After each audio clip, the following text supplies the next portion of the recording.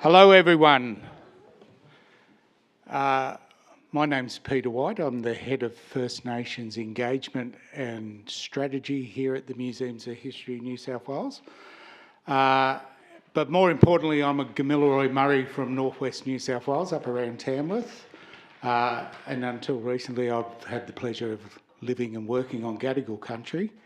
But I've been asked here to the very important thing to acknowledge country. Welcome you guys here to this very important place of the site of First Government House and what is the Museum of History, New South Wales, but also what you would know as the Museum of Sydney.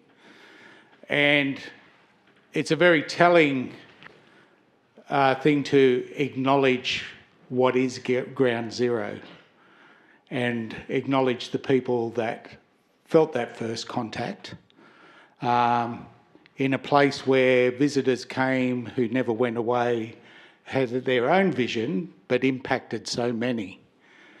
And those people and those communities are still here.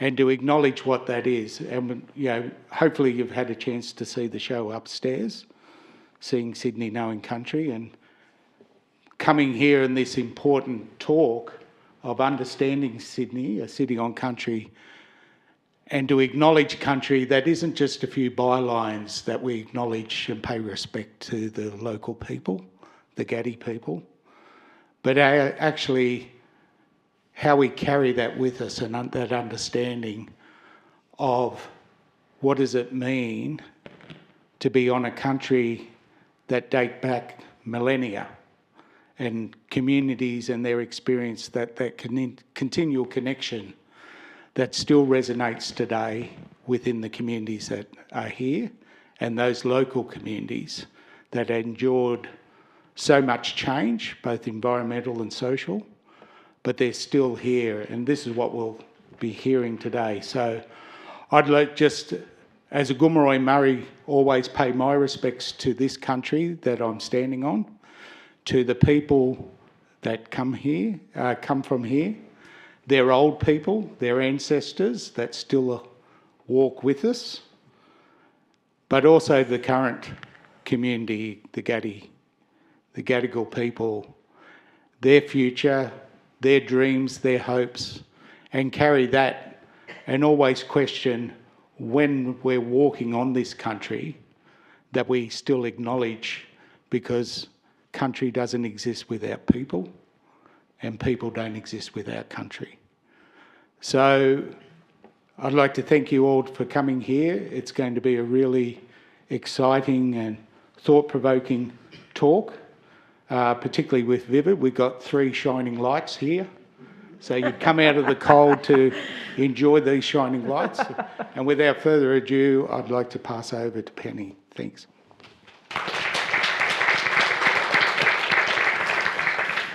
Thanks very much, Peter. My name's Penny Stannard, and I have the great honour tonight to be chairing this discussion. Please welcome artist and designer Alison Page and historian Dr. Paul Irish for this First Nations Speaker Series event titled Understanding Sydney, a City on Country, brought to you by Museums of History New South Wales in partnership with GML Heritage and Sydney University. Before we get started, just do note the exit signs if we do need to find ourselves having to leave the theatre. Alison and Paul will explore key themes and ideas of the exhibition Seeing Sydney, Knowing Country, which is currently on display here at the museum up on the next level. And they will examine the ongoing impacts of colonisation on Sydney. Through the lens of their contemporary practices, Alison and Paul will discuss how they're challenging the dominant colonial narratives and reflect on our understanding of land and country and how that's shifted over time. Some of you, or many of you, will know Alison and Paul. I first came across Alison many, many years ago on that show called The New Inventors, and I thought you were dynamite back then, and you still are. You were the shining star of that show. And I've never been on television since. You must have been 15 years old, I reckon. Alison Page is a descendant of the Dharawal and Yuin people and is an award-winning creative at the forefront of contemporary Aboriginal cultural movement. She is a leading force in the Australian design scene, and her extensive career spans public art, exhibitions and urban design. She is the founder of the National Aboriginal Design Agency and Saltwater Freshwater Arts Alliance. In 2015, she was inducted into the Design Institute of Australia Hall of Fame, and in 2022 won the Interior Design Excellence Awards Gold Medal. Alison was a panellist for 8 years on the ABC television program The New Inventors, which showcased Australian innovation. She is currently Associate Dean, Indigenous Leadership and Engagement at the University of Technology, Sydney, Faculty of Design, Architecture and Building, and a member of several cultural boards, including the National Australia Day Council, Sydney Harbour Federation Trust and the National Maritime Museum. Dr. Paul Irish. Paul has worked for the past 25 years with Aboriginal heritage and history. He has been collaboratively researching Sydney's Aboriginal history for many years with members of the La Perouse Aboriginal community, and is the author of the 2017 book Hidden in Plain View and the Aboriginal People of Coastal Sydney, which was the winner of which caused him to win the 2018 New South Wales Premier's History Award for Community and Regional History. Paul is also an experienced archaeologist who worked for many years in all aspects of Aboriginal cultural heritage management. It's so fabulous to have you both, and I know that tonight is going to be an incredible discussion, and there will be just a short window at the end for questions. So the exhibition, hopefully you've had a chance to see it, but if you haven't yet, please do. And it's really looking at the idea of Sydney being known for its iconic harbours, scenic foreshores, bushland reserves and ever-growing urban and suburban areas. But how were its landscapes experienced and understood in the past, and how are they understood today, beyond what we have on the documented record? And we have been absolutely privileged and delighted to work with Alison and the women who you brought into the project to really explore country within and reinscribe country into how Sydney has been documented and understood through the colonial lens. I would like to also acknowledge, while we're here, the co-curator, Dr. Paige Gleeson, sitting in the audience, because it was a really fabulous collaboration with you, Alison, and many other people for the exhibition. But that's enough about the exhibition, because tonight we're here to have a conversation. I'd like to start off with early days. You're both activists for understanding and embedding country into histories and places, although your starting points were quite different. Could you take us through the evolution of your practice from your early career to now? And maybe Alison, if you could start that one. Yeah, well, I'm an interior designer, so being obsessed with country isn't the first thing that you think of when you think of an interior designer. Yeah, look, I did interior architecture at UTS, but, you know, this was in the 90s when it was really hedonistic, and, you know, I think, you know, one of my lecturers said, oh, you can just get your concept out of a cornflake packet, you know, like, who cares? Just make beautiful shapes. And I think I've been kind of reacting to that statement my whole career because every decision, you know, particularly being an Aboriginal woman, every shape has meaning. Every, you know, decision that you make should be layered with like context and meaning, and you know, at the heart of design, I guess, is decision making, and I just sort of think I've always tried to be very deliberate about that. I joined the Government Architects Office in the late 90s and worked with Kevin O'Brien and Dylan Combermary, it was Australia's first Aboriginal architecture group. But I think back then we were really naive because we sort of thought, we were looking at some of our colleagues in First Nations architects and designers in Canada and thinking, well, they've got a traditional architecture that they can draw on and riff off, and we don't. Well, we were so wrong, you know, because of course we have, our buildings are, you know, so sustainable, they're difficult to see. And I think that's almost at the heart of, you know, that's a problem with, you know, Captain Cook couldn't see that there was an agriculture here and there was an architecture here and there was a system of traditional knowledges here. Like, it was hard for the colonists to see it. You know, like, to know that actually it's so sustainable, it's so embedded in nature, it's so embedded in country, it's difficult to see. And so, but for us over time, and it's taken nearly 30 years of practice, to say, okay, well, they're systems and they're objects that are inherently like they're sophisticated in their function, they're incredibly sustainable, they're beautiful, and I think beauty is really important and a really important part of life. And I mean aesthetic in the true sense of the word, as in all of the like senses.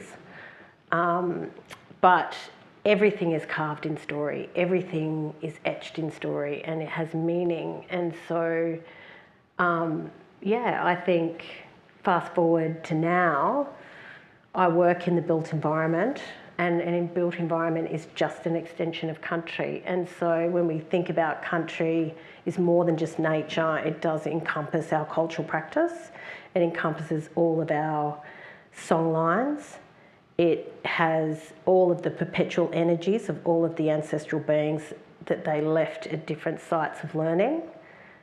So I ask myself every day when I wake up and I have a project in front of me, how can I amplify these songlines? How can I try and reinstate the Library of the Dreaming, which was here working beautifully for thousands and thousands of years?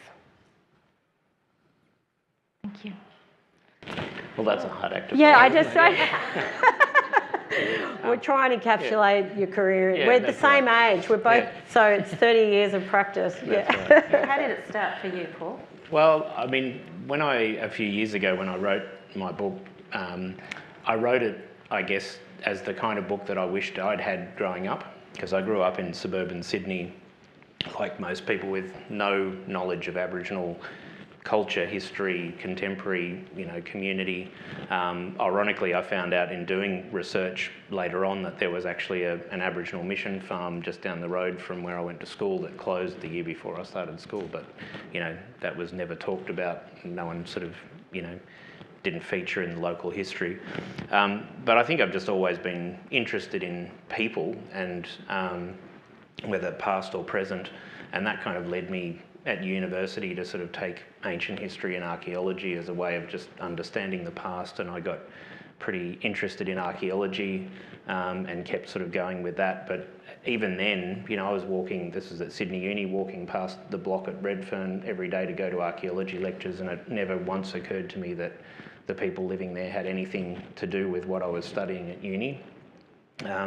So I guess, a lot of what I've done since that time has been reflecting my own kind of awakening or building understanding of the layers of history in Sydney and the interconnectedness of Aboriginal people and their history and the colonial history of Sydney. But I worked initially as an archaeologist, and that brought me into contact with Aboriginal people from La Perouse, and that was a real revelation for me to know that there were people in Sydney, the city that I thought didn't have a history like this, that connected to that place and had never left. And I just immediately started, reading and learning more. And then a few years later, sort of in the late 2000s, I turned that into a kind of more formal study of trying to understand where Aboriginal people had lived around Sydney in, the decades after the first fleet arrived and right up to the 20th century, because that seemed to be this missing piece of the puzzle in Sydney, where not having this continuous story allowed us to see Sydney as a place with an ancient Aboriginal past, with rock engravings and things that you could find in national parks, and then a colonial now and history, and Aboriginal people just didn't feature in that, but that didn't fit everything that I was hearing. So yeah, I guess I realise now how patient some community members have been in kind of leading me, gradually towards a better understanding, and hopefully I've been sort of faithful to that. But I'm still learning every day and realising how much knowledge is held in the community, in families, and also collectively, that people, they're not obliged to share it, or it's their story, their history.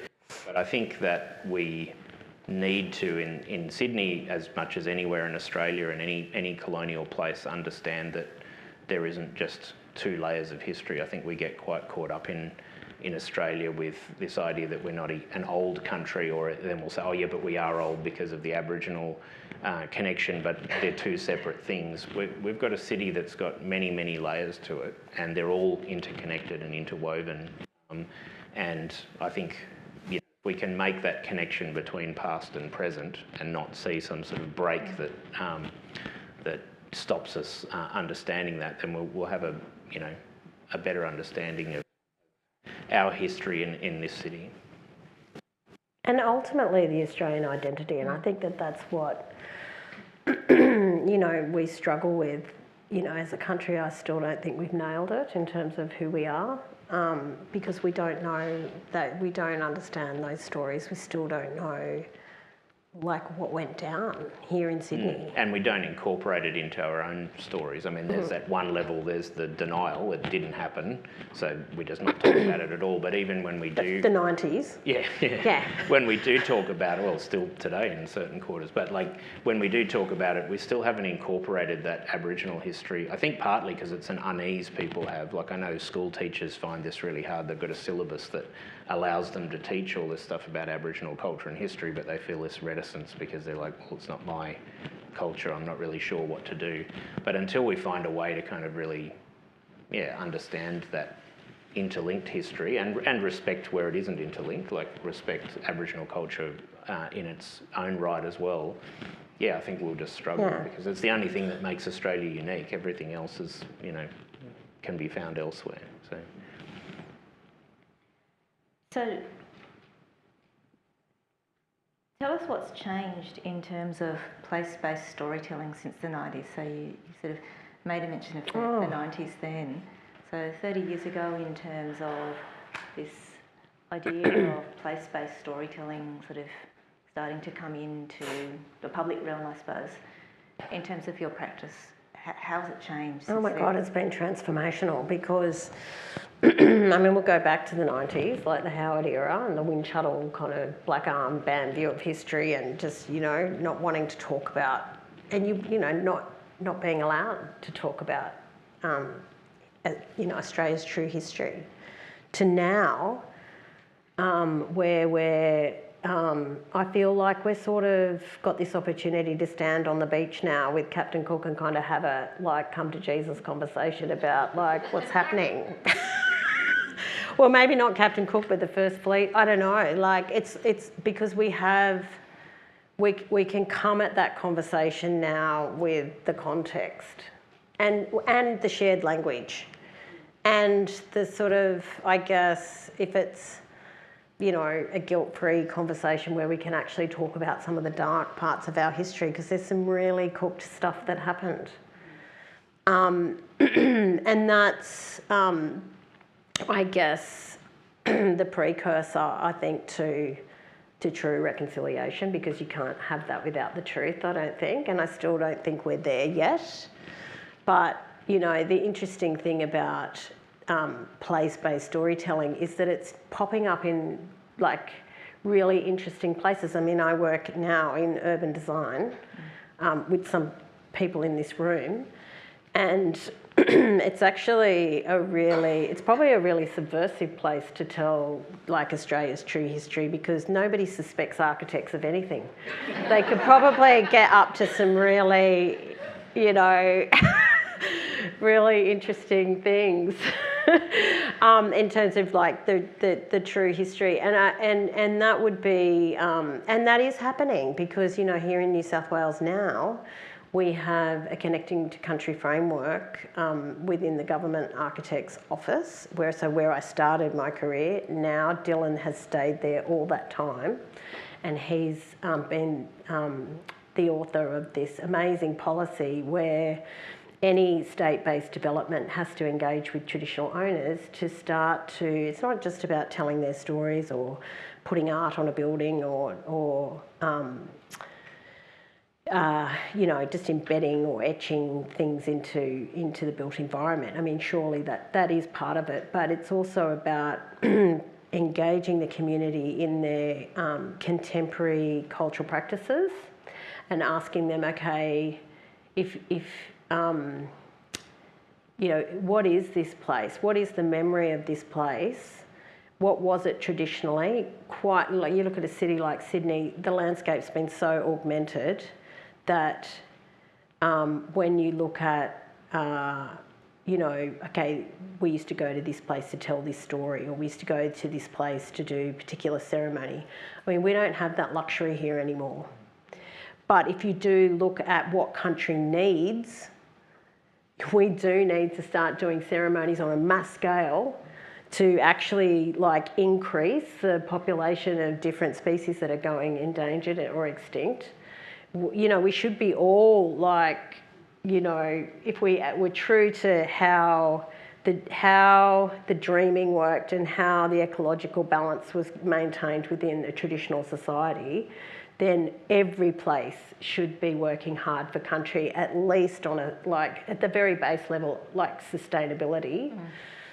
But so place-based storytelling now, I obviously am in the business of the arts and creative arts, and I do want to tell story in different mediums, but it's fully integrated with landscape architecture and sustainability and climate resilience and all of those other layers. And so it's place-based storytelling can be a small story about, and I found your book a revelation to me because I'm from La Perouse, and so personally I'm finding my country constantly.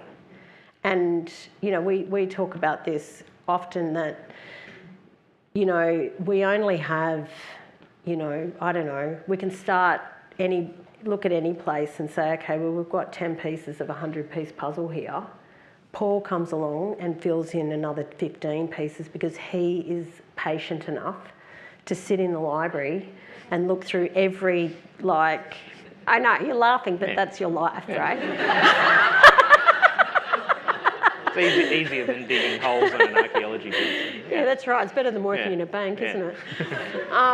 But he comes along and he fills in 15 pieces, and then we go to the community at La Perouse or, wherever we are. It could be anywhere in Australia. You talk to the traditional owners, you fill in a few more pieces, and then you go to the communities who have come in after colonisation, which is the last 250 years, because that's all part of the layering of the place. That's all part of its story.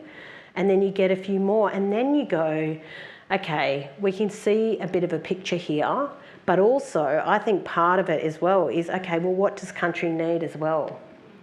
You've got one, this place is incredibly polluted. It's been, we found out from Paul that it's been, ground zero for the destruction of country, because it was a quarry, or literally every tree was chopped down or whatever. So you've also got to think about, okay, what does this place need for the next 100 years? What are the people who are living there? What can you invite them to be a part of in terms of the caretakers of country, which can be an arts-based experience as well as a land care experience. Yeah, I think that local connection is really important, because I think that's something people have kind of lacked a way in. If you think about where you encounter Aboriginal culture and history in Sydney, it will most likely be on a bushwalk in a national park with a rock engraving or something that you don't really understand but look at as a, well, that's interesting.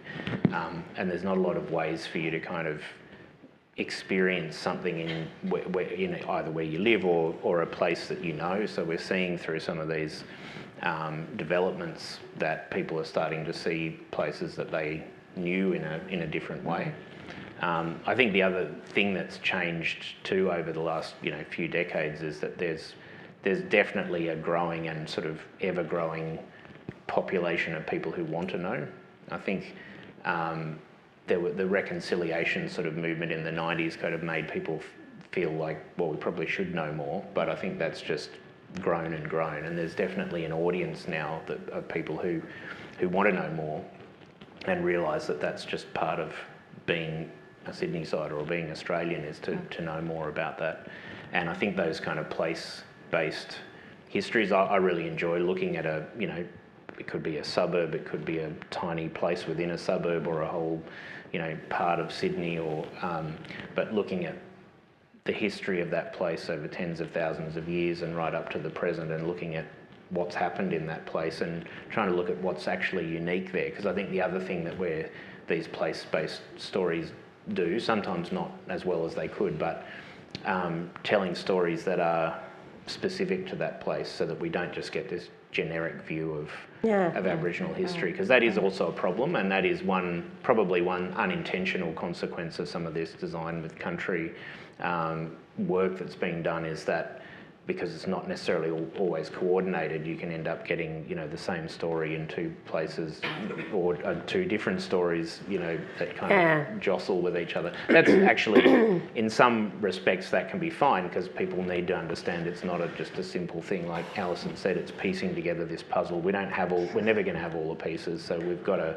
use our imagination to some extent. But I think that is hopefully something that will grow more as people will get a more nuanced understanding and not just, fall back on tropes about, stereotypes and things that they're familiar with. You both alluded to time, the concept of time, in terms of sort of this artificial division, if you like, of what happened at a certain point in time and then what happens now. And you talked about deep time as well. And I guess the question I have is, what role does design, public art play as something that can transcend those constructs of time and enable people to start to think about time in a different way? What's your view on that in terms of? Well, have you experienced Symphony of the Dreaming? I think that it's really hard to do. Like just going back for what you were just saying about Paul, about okay, you've got a city that is just obsessed with construction and property and, real estate and renovating and, it just goes on and on, right? And there definitely is this opportunity for us to do place-based responses to all of that. But it does, I guess, require a different process, and it does require slowing down and exploring like the truth about places. And some people aren't going to like the answer. I think if I could wave a magic wand with all of this stuff, because the thing is, we're trying to reverse engineer the dreaming. That's what our people are trying to do, because for Dharawal people, and our community, we've had this big metropolis just come and just plonk itself here on our country. And so our dreaming and all of those perpetual energies that I spoke about, it's all still there, but it's latent. It's sort of sitting there underneath these layers and layers and layers of the city. Like right underneath us, pretty much here, 6 to 8 metres down is the tank stream. you know, which would have been this beautiful stream that you could just jump across, that would have just been like a beautiful stream to drink water out of. All the Koreas would have been hanging out there, and it just would have been a hub, right? Then there would have been these places that you went to ceremonially. Oh, I go over here and I do a ceremony to make rain. Or I go over here and I go over to do a ceremony to increase kangaroos or something, right? And the whole cultural landscape was completely curated in that way, like fully like potent stories in these different locations. So then when you get people coming along and just sort of spraying all these stories in different places without any sort of check-in with the community. So what the community is placed in this position where we've almost got to pretend that we're ancestral beings and because all of those stories in those potent places, that was all done by these ancestral beings in the time of the dreaming. They are the ones who laid those perpetual energies in those places and decided that you would go here to do this. And so all the songs would be about that when you go to that place. And when you go to that place, you sing that song and it reminds you of that. So to reverse engineer that in the context of a modern metropolis is really difficult. And was like, it's not perfect by any stretch of the imagination. And then you've also got this layering of colonial history, which some of it is really painful. So you've got to talk about it and you've got to address it. That's also got to be considered. So if I could wave a magic wand, I would have all of the landowners in Sydney, you know, getting together and with the elders of the community, and for them to actually sit down and say, right, this is what's happening in Balmain. This is what's going to happen over in Manly. This is what's going to happen over at, you know, and just to curate the landscape again and to create an identity for Sydney that will forever be there, so that the people of Manly know that they are the rain people, or, you know, the people of Balmain know that they're the seahorse people, or whatever, not to appropriate Aboriginal culture, but in purely for the function of looking after it, to make sure that there is still going to be rain, to make sure that there's still going to be like the endangered seahorse, so that our sense of belonging to this land comes from those stories and doesn't come from, oh, I've got to buy something here, I've got to own something here. And that's where the obsession, right, has come from of real estate, is about belonging. Where in our way of thinking is like, unless you know the stories of this land, you're never going to belong here, you're always going to be a transplant. You know, it's not, you can't just belong here by buying here and, you know, renovating your house in a French provincial style. Like, it's, who gives a fuck? Like, really? I think one of the things that I found really interesting in looking at like the 19th century history in Sydney, particularly like the coastal part, eastern suburbs and so on, is that in that period it was still bushland. I mean, there'd been a lot of tree clearing and so on, but like it's still that landscape, which is now completely transformed and, you know, carpeted with houses and roads and so on, was very much accessible to Aboriginal people. So, and they were accessing it. They were camping around the harbour. They were still performing ceremonies. We don't have a lot of information about, you know, what and how, but it's a very far cry from the idea that we've sort of grown up with, that cities and colonies just erase Aboriginal people. So they're still there, you know, a century after the first fleet arrived, living in these places around the harbour. It's just that in the last 3 or 4 generations, you know, since about 1900, we've kind of forgotten that history and people have moved to La Perouse. And so I found that really interesting to kind of see that continuity, especially coming from archaeology, where we tend to sort of privilege the ancient past as the sort of authentic Aboriginal culture. And one of the most interesting things I remember finding was a guy recollecting in the 1930s growing up in sort of 50 years before that in Rose Bay and talking about Aboriginal people standing on the shore, men fishing with pronged fishing spears made of umbrella spokes instead of the traditional prongs. Like, that's just continuity, but adaptation. It's continuing to live on country, but it's, you know, dealing with a new circumstance. That kind of really, I think, you know, encapsulates that why there is still knowledge and connection in community today. Because if that's 100 and something years ago, and it's 100 years after the first fleet, that's, you know, no one debated at that point that knowledge still existed. When we had a bit of a conversation online last week, just in preparation for the talk tonight, and one of the really interesting things you were both saying was the idea was that practice is leading the conversation about country in the built environment and public domain. And, you know, if practice is leading the way, I guess what or who's lagging behind, and what needs to happen to bring people to the point that, you know, where they're catching up.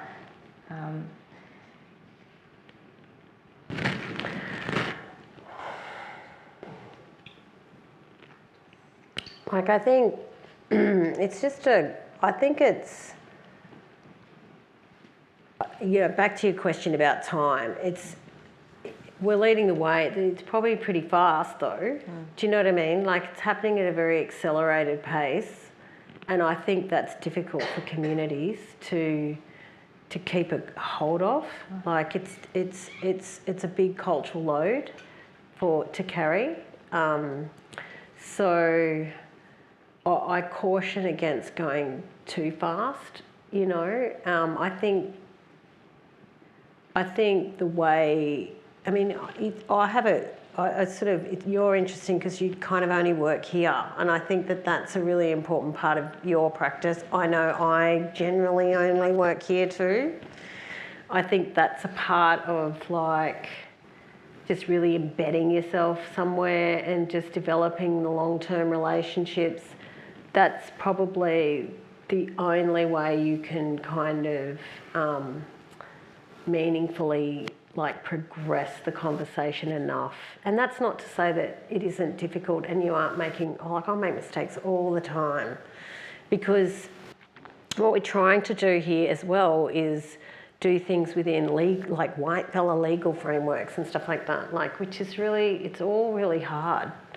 And yeah, I think we are making massive strides compared to when we first started out, when seriously, like, for the first 10, 15 years of my career, like, no one was interested in, like, what we were talking about. No, the conversation then was entirely, you know, in a building development sense, entirely about, you know, archaeology and ticking boxes in legislation, and the community's role in that was minimal, if anything. Yeah, and the archaeological world didn't talk to the built environment world, definitely. And I think it was a very segregated process. I think it still is a little bit, and the legal frameworks, it's still a work in progress. Yeah. Yeah, I think there's definitely one of the things that's really changed too is that, and I'm, you know, speaking largely from a Sydney perspective, but there's, for a long time, because that archaeology heritage framework was the only way for communities to have any kind of say, they knew that was the language they had to use to kind of get a seat at the table or to have their voices heard. Now, I think that's broadened out, and also many communities are sort of a lot more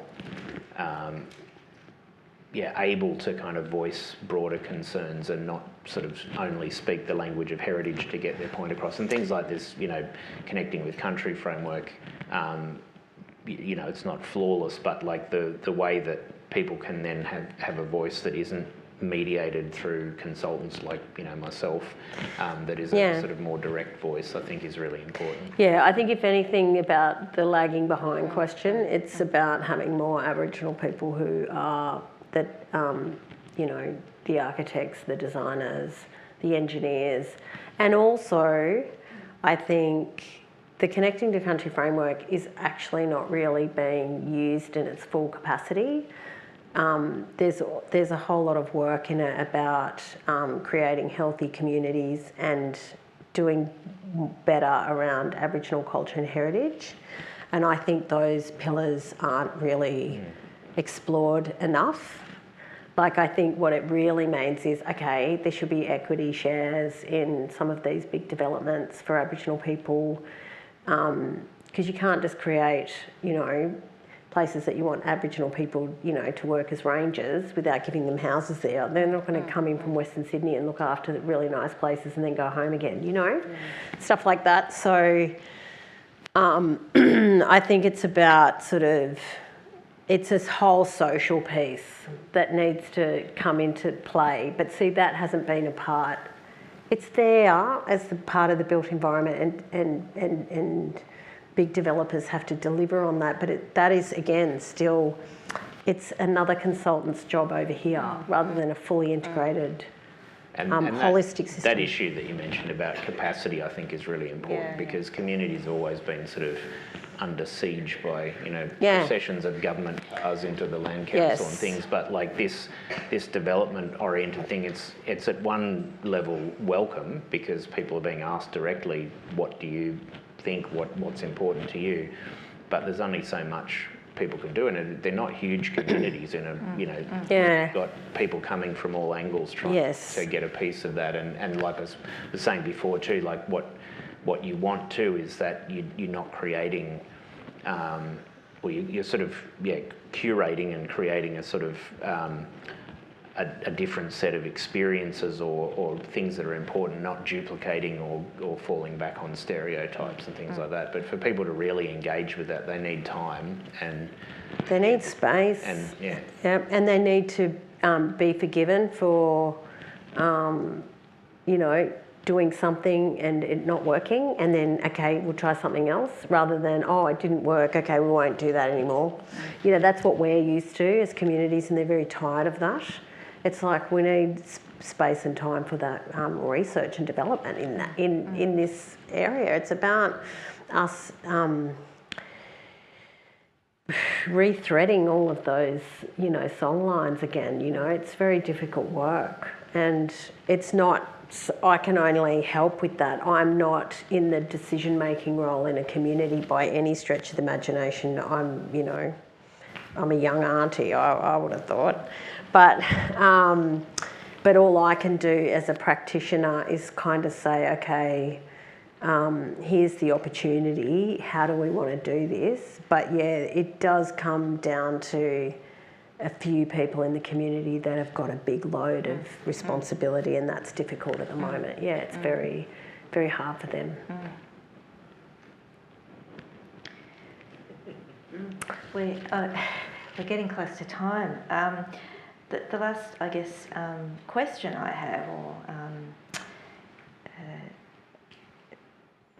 you know, the last sort of thing I suppose I'd ask is this idea of do nothing unless you do it right, and you know, what's your take on this? So can you tell a story if only parts of it are known? And you talked a little bit before about, you know, the 1,000-piece puzzle is never complete, but you know, I think you just have to tell the story you can tell. I mean, I've enjoyed going into history from archaeology and actually being able to name people, and you know, archaeology is fascinating and the things that are found are really important, but it's always struck me as being quite hard when you can't actually picture or know the person who made this thing that you found or lived in the place that you've been working.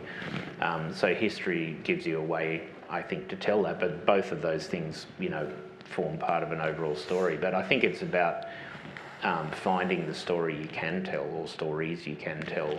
That's certainly the only way you can really write history. I mean, you're never going to know everything, and you're going to bring your own point of view anyway, so it's never going to be some kind of objective thing. But I think you've got to sort of tell, a story that you think is true to you know, what you know and to the place, but also in a way that people have a way in. I mean, I guess I kind of always fall back on what I knew and, 20 years ago, and that's, probably what a lot of people know, and I'm still learning, but like you can't just expect everyone to know everything already. You've got to kind of understand, as frustrating as it can be, that people, need to be kind of led through some of this history. It's not well known yet. Yeah, and I think, Paul works really closely with an amazing practitioner, a Darawal Gumbaynggirr woman, Rowena Welsh-Jarrett, who's an Aboriginal woman working in similar spaces as Paul. They become very critical because that's about, I guess, being an arbiter of history and looking at the historical content and saying, because we can see the damage when you say walk up Macquarie Street of looking at, okay, well this is history expressed, in the built environment, but it's not everyone understands it. But when you do, oh my God, you realise who that statue is of outside, the State Library, for instance, you might go, oh wow, that's extremely, damaging. And so the whole world at the moment, I think, is looking at some of these statues, for instance, and saying, okay, who is that and what did they do? And why is that there, So it is a really powerful opportunity to have this kind of collaboration between the things we make and build and true history.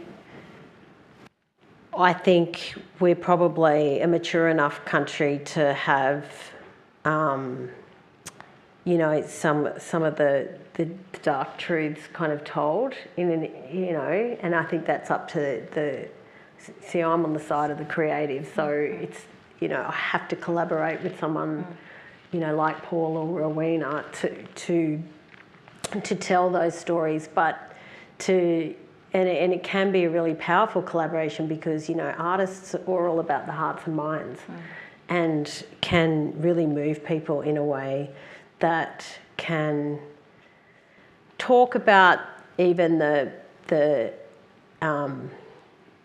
abstract. So the things that aren't spoken about. But you've got to be very careful with that content because we can be very seductive, us artists, and in the way that we tell stories, and it's very important, I guess, to tell the truth and to always make sure that you're not just perpetuating myths. Thank you. And that's why we work with Paul and Rowena, so that they keep us honest. So we've got some time for questions. I'm not sure if there's thank you, Kane is our roving mic person. So question at the front. It's working. Paul, I'm just curious to know, how did you build your relationships? You've both been talking about the importance of shared stories and also identifying certain locations, but that requires a level of trust and also there's some material obviously that Indigenous people rightly don't want necessarily. How did you initially approach that, and over time how did you build the trust to get those stories that you got for the book?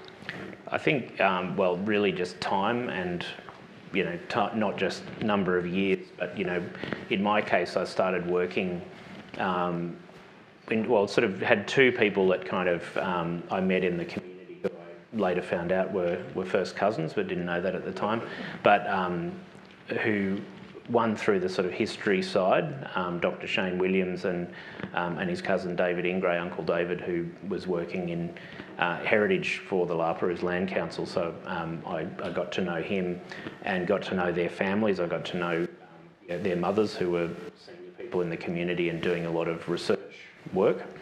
And I think just spending, the archaeology work just put me in contact with people regularly, and you just end up having this conversation. And how I ended up starting to do my historical research was that I approached Uncle Shane and Uncle David and said, look, I'd like to do this kind of more formal study. I'd been reading all this stuff, but I wanted to start putting, doing some more original research.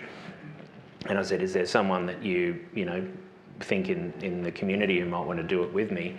And they suggested David's son Michael, who I was probably the only child of David's that I didn't know very well, and ended up having a conversation with him, walking through the muddy sands of Tower Point after a community reburial, where everyone got bogged in the sand, and we walked our way out. So we just had this conversation over an hour or two, and then we started working together. And so I guess you just sort of being able to take advantage of the relationships you have, or not take advantage, but kind of build on those. But really, just time and trust builds from that. Like Alison said, you can't just like rock up to people and expect them to share. And there's still stuff that I am only finding out now, and also things that I know that I haven't been, told quite rightly. It's not my history. So I think it's also about respecting that too, and what your role is. But there's reciprocity. Like, you bring stuff to us, you tell us about our families. Like, it's been like reading your book and realising that there were all these camps in around like the harbour. To like one of my apicals, Susan Mitchum and John Amato. Like, we're learning through your work about our family. So it's like small project, every conversation, every project, it's just a relationship that's built over time. And I don't think the community will ever let you go. Probably not. It's lucky I live local, isn't it? Yeah. Other questions? Down the front here? With regard to Sydney, whereabouts is truth? I think this is all about truth-telling, isn't it? Now, who determines the truth, and how is it interpreted as the truth, please? Don't ask an artist that. Ask the historian. Well, I think it's a bit like the concept of reconciliation. I think one of the things I found interesting in the reconciliation movement was that for a lot of people, it was kind of felt that it was this duty to be reconciled. Like, if I read a few things, then I'm now reconciled, and it really didn't quite find the true meaning of that. I think truth-telling is a similar thing. Like, there isn't obviously one truth. There's a whole lot of truths, but it's about being honest about all of those stories that people have, and not ignoring one over the other. And I think obviously the balance in a country like Australia is that the stories we've been told have overwhelmingly been colonial, and the Aboriginal story and stories and experiences have been either simplified, ignored, or whatever. So there is a truth there that needs to be told, but there's equally, many truths about colonial experiences that we don't know. I mean, we have a really fascinating history. I grew up thinking that Australian history was boring. It's a fascinating country, but like Alison said, there's very dark parts to that, and I think it's a kind of mean-spiritedness when we don't want to confront those, because they're part of every country has some kind of stories that they don't like. I mean, Germany has had to confront an extremely dark recent past, and they've done it, I think in a mature way that I think shows us that it's not impossible. I mean, that's literally in lived experience, and we're struggling with something that is still in lived experience, because the effects of a lot of these colonial policies are still felt today, and are still happening today, but it is also something we should be able to deal with. I mean, that's ultimately the truth of Australia, I guess, is being able to acknowledge all those things. But in fact, like, even like, we're all feeling the legacy of Cook's orders. Like, in Cook's orders, he was told to look for mining. Like, we're living it now. All Australians are. Our whole identity and who we've become as a nation, that we've got to understand where the roots of that are. We've got time for The one. busy vest had its start. All those mining guys, the fly-in, fly-out guys, all of that was in Cook's orders and they don't even know it. We've got time for one more question. Lady at the front. Thanks.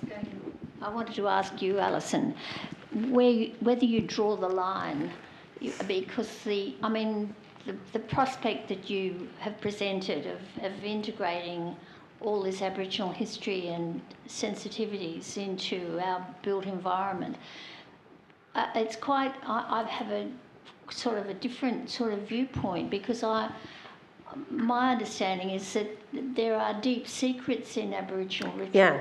There are places where men can't go unless they're initiated, and now there are no initiated men there. They don't even try to go because they know that it's got a sacred significance. It's not open to them. And I would be horrified if you expected us to know everything about that, because we know what a capacity in our society there is to abuse interesting knowledge. Advertising picks it up. Absolutely. Or it's debased. Absolutely. Yeah. And I probably used ceremony in a flippant sort of a way when I said that. I mean, in contemporary context, it probably means a festival. But, and a festival and a ceremony are two different things. But I guess there are some common threads in there about us coming together for a shared experience and a collective experience. It just depends what the purpose of that ceremony or festival is. What I was talking about in the context of urban development and its activation was around the caring for country. So we can all come together and have, the Mullet Festival, and that's really all about us understanding when the running of the mullet is, and to understand that that's at that time of year. And so if that changes, that means that the landscape's changing. It's more ecological, I guess, in caring for country sort of things that I was talking about, as opposed to, of course, the very deep, we're a very regulated society, so Aboriginal culture has a lot of rules around ceremony and law, and that's all connected to our social mores that are more, much more deep, and of course they wouldn't be for an audience of everyone in Australia. But there is certainly a lot of stories and a lot of beautiful experiences. I guess if you look at it like a pebble dropping in the water, and there's a whole bunch of concentric rings, there's a lot of outer rings that we can all be working around here. We don't have to go in and understand absolutely everything about Aboriginal culture, no. But certainly there is a lot of stories and things that we can share, in those outer rings. It's the only way I can kind of see it in my head. But yeah, the other thing that's come up in conversation recently about Sydney specifically is that there doesn't have to be a story in every location. I think people are very well-meaning, and they want to honour Aboriginal people, and so they say, oh, we've got to tell an Aboriginal story here, or we've got to put a piece of Aboriginal art here. I think that's where it can just get a little out of hand. Because also too, it starts to, first of all, if it's done in a flippant way, you don't do it if it's not going to be done well, and it hasn't been done with the expressed, informed consent of the community. And that's really important. Like, the well-meaning thing could be the road to hell. We don't want just everywhere you go there's Aboriginal stories, because we have places in Sydney that could tell stories about new Australians and their voyage here, or there is, as Paul said at the beginning of this talk, we have a very layered history, so there's many stories that can be told. And I think if we want to create a really vibrant city with real diversity that kind of speaks to all of our identity without exploiting anyone's deep culture, it's not necessary, then we you know, we have to tap into some of those other histories that make up that sort of woven connection that we all have. Thanks, Thanks. Sadly, we are out of time. Please join me in sincerely thanking Alison and Paul. Thank you. Thanks so much.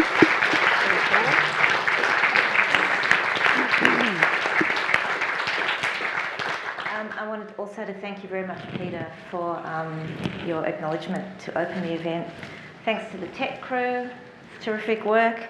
Thanks to GML Heritage and Sydney University for partnering us with the First Nations Speaker Series. And thanks to all of you for coming on this cold night down to Sydney and listening to these amazing people and this amazing conversation. So good evening and have a wonderful night. Thanks.